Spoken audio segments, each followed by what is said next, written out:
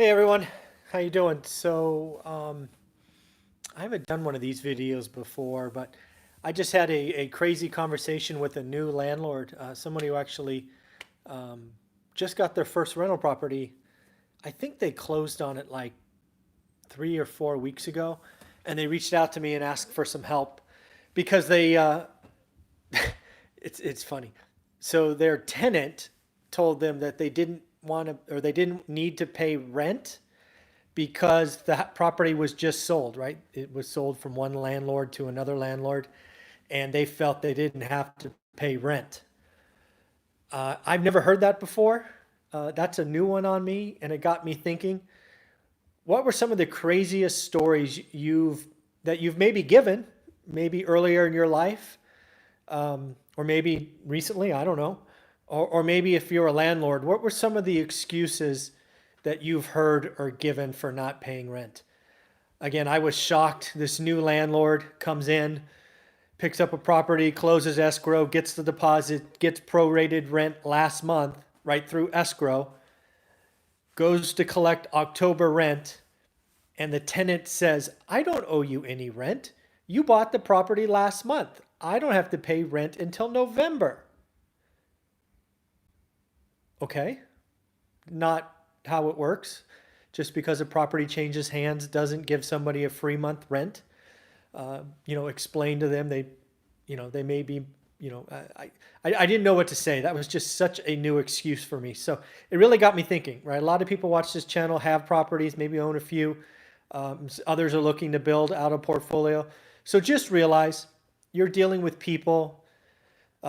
This happens to be, I think, a comical excuse because I really do believe the tenant maybe had a misunderstanding somewhere. I don't think they're serious about it, but I think it's interesting. Um, and I couldn't read that text. I had wearing my contacts and I can't read small print right now. Sorry about that. But again, I think this is going to work out. I think they've already gone back and they've realized their error of their ways. And a tenant got arrested and went to jail for 3 months. I wonder why you're not getting paid. That's a good one. Yeah, yeah, that would probably be a problem. So again, just realize this is a people business you're getting into. Being a landlord means you're dealing with people.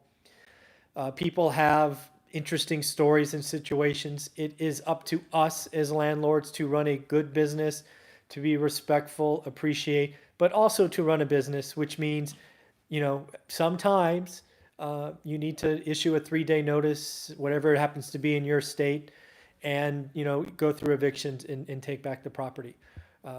This unfortunately happens a lot more frequently in a down economy. Something that we had to do far more often than I wanted to in 2010. It's not fun, but if you don't, then the bank takes your property, and that's no fun either. But again, I think this is just a comical one. It literally happened like 45 minutes ago, and I'm like, I got to get this off my chest. So I'm curious, again, what other things you've heard from tenants for not paying rent, and it's interesting. Again, yeah, you're right. This is definitely a people business, so just appreciate that. Be respectful. Don't be mean. Don't don't don't act better than anyone. You're not. But as the landlord, they signed a lease. The lease gives them access to the property for the designated time. In exchange for that, there's a money or compensation. And when they fail to live up to their side of the bargain, there are legal means to take back the property. But again, I just couldn't. I didn't know what to say for 30 seconds when I heard that. It's like I get a month free um, because the property got sold. Let's go back and have that conversation. So, in the end, realize again, people business. Have fun with it. You're going to hear crazy stories. One of the text messages I think I just saw or comments I saw here was a tenant got arrested. Actually, that has happened to me. Um, I think it's happened to me twice. One time they were arrested and we got in contact with their mom. The mom decided to come in, take the possessions out because they were not getting out anytime soon. And, we dealt with it that way. Again, we gave them an extra month. It's just do the right thing. Sometimes there are no options, right? When they're being belligerent. Remember, if you've read our story, our first property, we moved them in, we did everything right. Then they got divorced, or actually broke up. They later got divorced. And the husband decided to turn into an alcoholic and beat my property up and never pay rent.